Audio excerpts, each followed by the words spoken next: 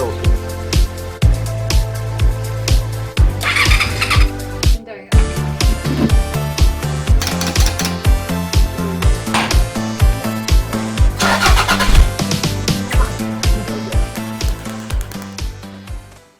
Now then crew, I'm back again and welcome to the Andy Mechanic YouTube channel.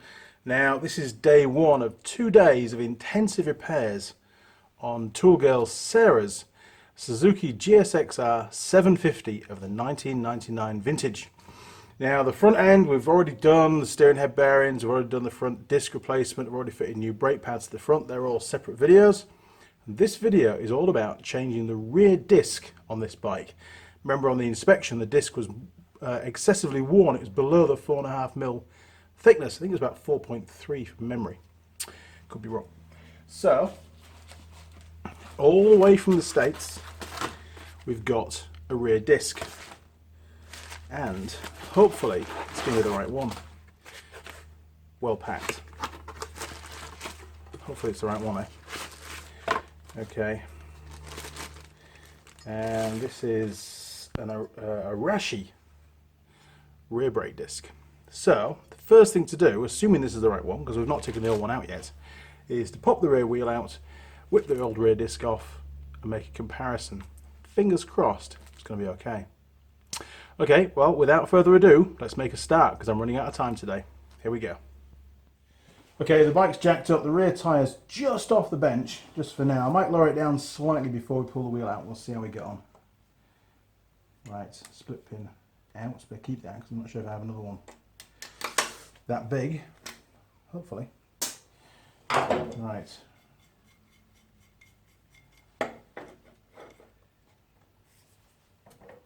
There we go.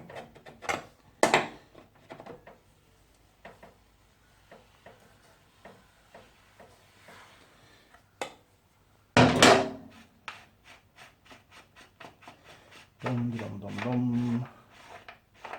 Okay, let's pull that out. Right, now I reckon we should be able to remove the rear wheel without taking the caliper off.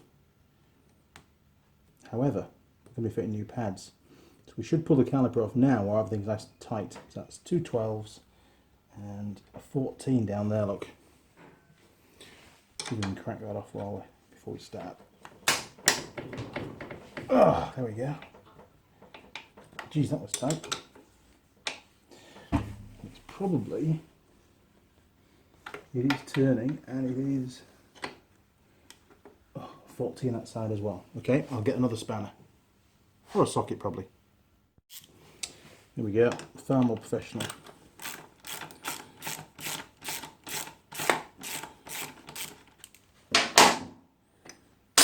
Now don't forget to refit that later on. It's very, very important. I've seen a few bikes that have come out of tyre shops where they've forgotten to secure the rear caliper on its stay bar.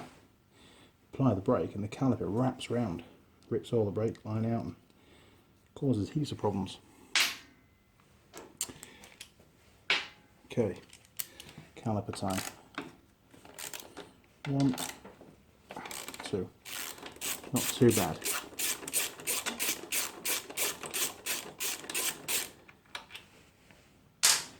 Ooh, a bit dry that bolt.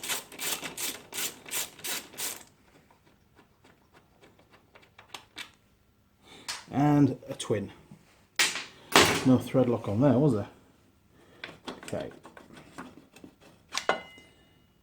Good pads, but it's going to get new pads, it's going to get a new disc. Super. Okay, now we can tap through the wheel spindle and remove that. Well, that's well greased. Excellent.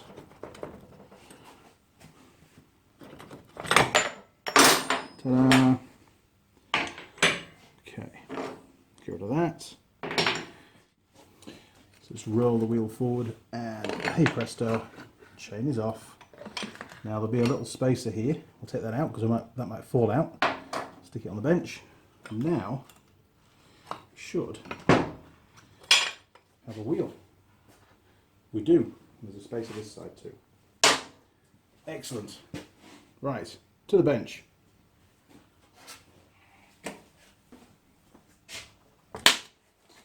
There we go. Super. Okay, so it's number 6 Allen key again, and again these are captive in the hub. There's no nuts at the back.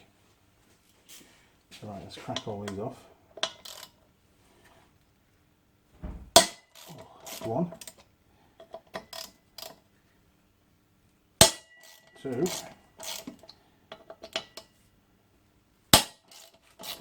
three. And if these have got any dirt down inside the head of the bolt, stop the Allen key going all the way down, clean it out, because you only get one chance at getting these out. If you round them off, oh man, good luck with that one. Okay. This could well be the original disc on the bike. It's very, very worn. Okay. That's one. Now there is also a video changing one of the front discs on this bike. So if you're doing all your discs, you could watch that as well and see what needs to be done. It's actually not a bad job.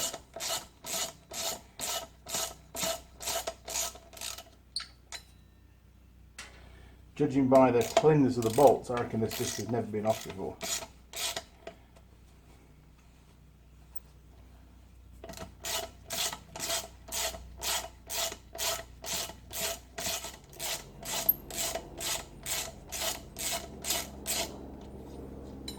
Super job. Okay, one disc. Right, let's get the new one, just drop it on top, see if it all lines up.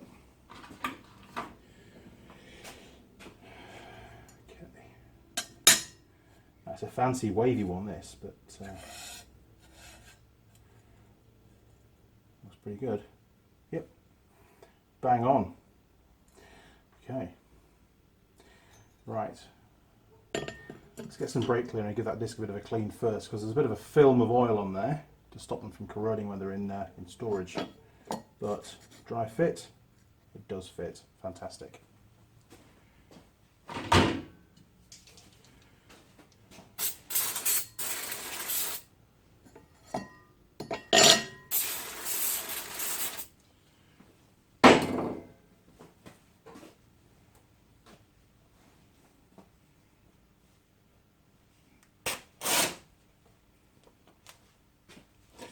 It's important to use a nice clean rag for this, otherwise you'll just contaminate the whole thing.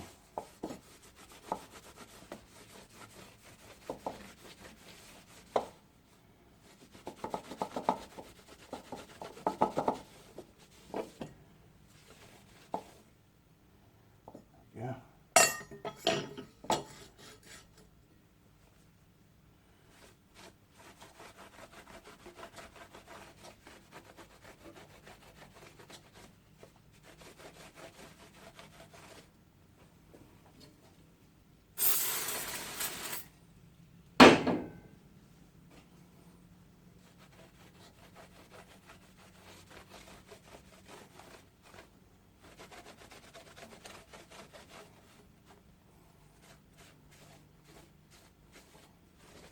Great stuff. Okay, time to put the bolts back in, and we've got to use some thread lock, and I use the Loctite 222. Stick a bit on there, look.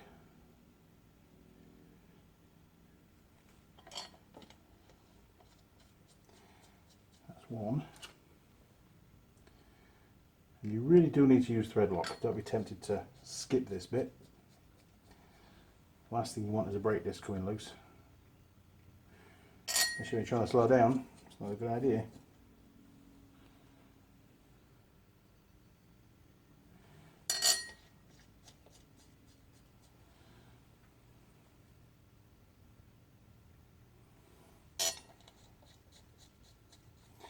This disc only just arrived yesterday, so just in time delivery.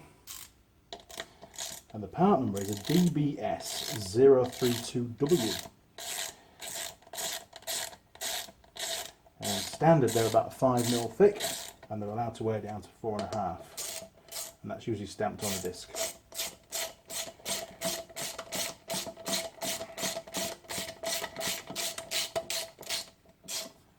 You can't fit this the wrong way around because it's got little shoulders for the bolts, but if it's the same both sides, the writing goes to the outside.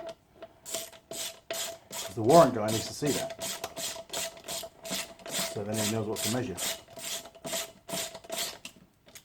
Right.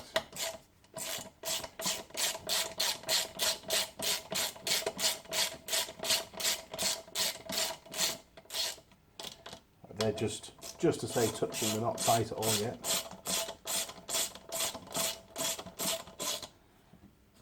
Right. Now what we need next is a torque setting. Okay, Mr. Suzuki says 35 Newton meters. It's a bit more than the fronts. There we go, 35. Okay.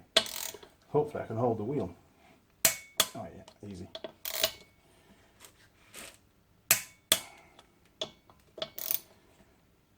And when you're torquing them up, do them in opposites. There we go. Brilliant. Okay, don't forget to back off your torque wrench. Okay, that's the new brake disc fitted to the rear wheel. All we need to do now is put the wheel back in the bike, and I'll show you how to do that right now. Here we go. Right, first job, before we forget, is to refit those spaces. Really important. There's one on this side too. Pop that in. Otherwise, you'll have some pretty serious problems later on. And if you take your bike for your wheel for a new tyre, just the wheel on its own, a lot of riders, make sure you take those spaces out and keep them at home, because sometimes they do get lost. It's not ideal. Right. Make sure we're clear of the old stay bar for the caliper. Now, we need to get that chain on first. And it's right about now you wish you'd worn some gloves. Right, she's on. Cool. Okay, so now the spindle goes in from the right hand side. So let's flip the camera around, see what's going on around there. Now we have this. This holds, it's the rear caliper, mounts, and it goes that way around with the indents to the outside. See, it looks a bit different. That's the inside and that's the outside. Okay, that goes just up there, pretty simple. It's allowed to, there's no stay for this because we have the stay for the caliper. Okay, put that in there. And it's really useful to get your tyre about the right height for the bike. So you want to adjust your jack till it's all leveled up, otherwise you end up fighting the whole thing. And before you push it all the way in, it's this thick side here, this sort of square spacer that goes against the bolt.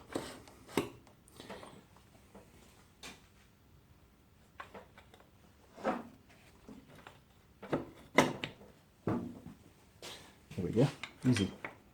That goes in there, that goes in there. Ow, right, where's my hammer? Perfect. Right, so now the next job is to refit the caliper. Now I've got pads to fit to this later on, but just for demonstration for you guys, you can see what's doing, because I can't tighten up the rear wheel spindle nut without the caliper in place. We'll pop the caliper back on. Now I need to push that piston back, or those two pistons back, because we've got a new disc. Big flat screwdriver. Here we go, look, do that now. Hopefully. Now don't worry, these pads are going in the bin, so it's not a problem. Oh, there we go. Cool, now that's going to go over the disc. Super. And put the bolts in. Now, when I come to do the pad changing video, I'll be putting thread lock on these bolts. There really is no point on this video.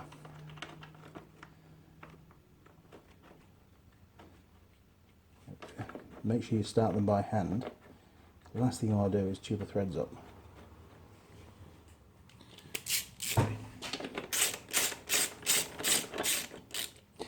Now, if you were just taking the wheel out to change the disc, probably wouldn't need to remove the caliper, to be perfectly honest. Right, so just put those up finger tight for now.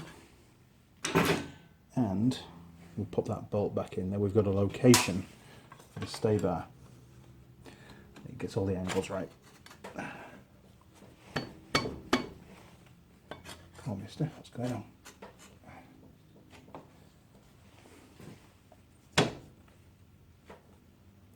Here we go. Sorted. Now again, I'll just put the nut on the back gingerly to hold it all in place.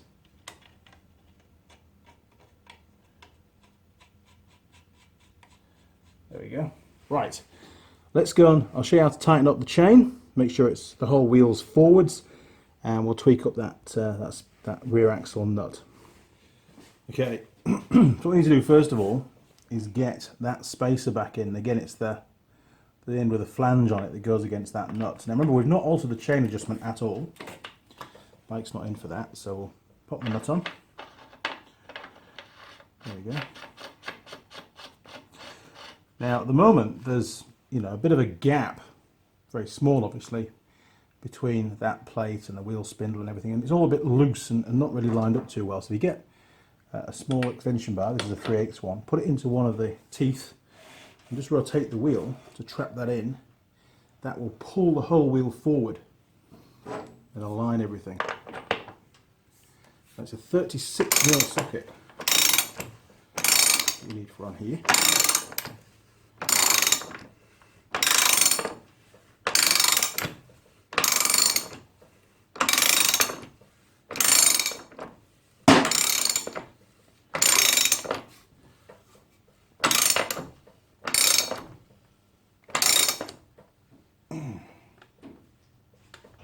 Cool, that'll do for now.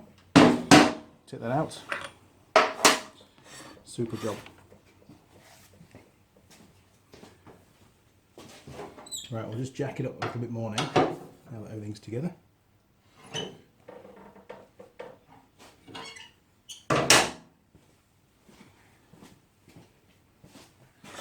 Check everything spins freely, which it does. It's great.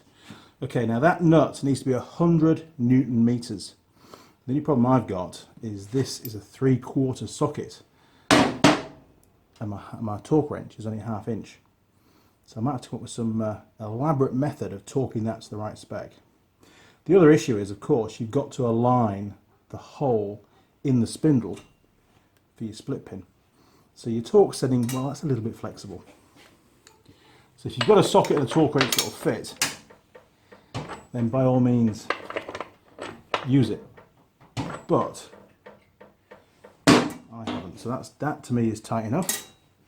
If we were to go tighter, we'd have to go to the next one, which, okay, we could do that maybe.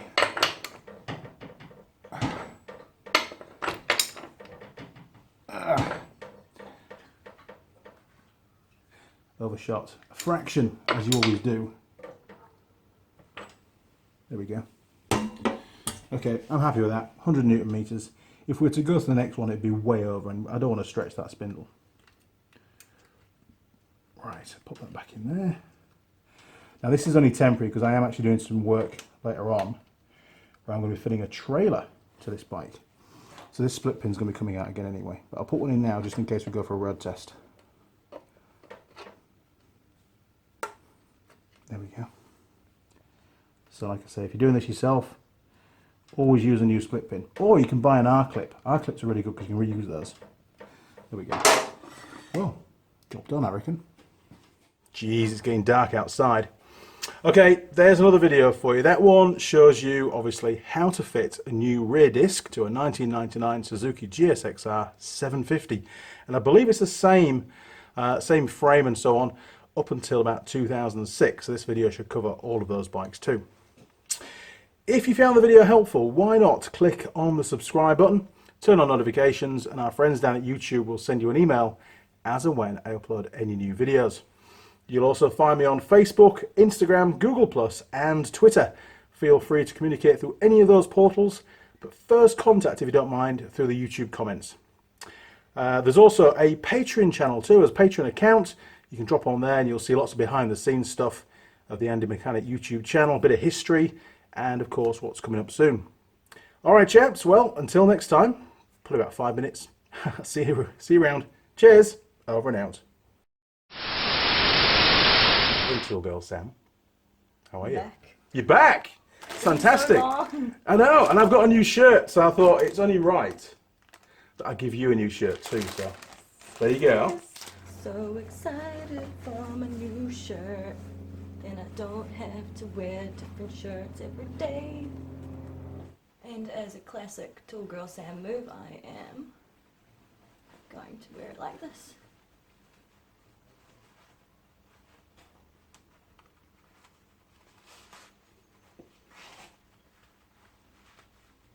Wow, would you look at that? I'd say that is a great present for your girlfriend if she's into tools. If she's not, she's probably into tools because you're a tool. See what I did there? Tool girl shirt, perfect.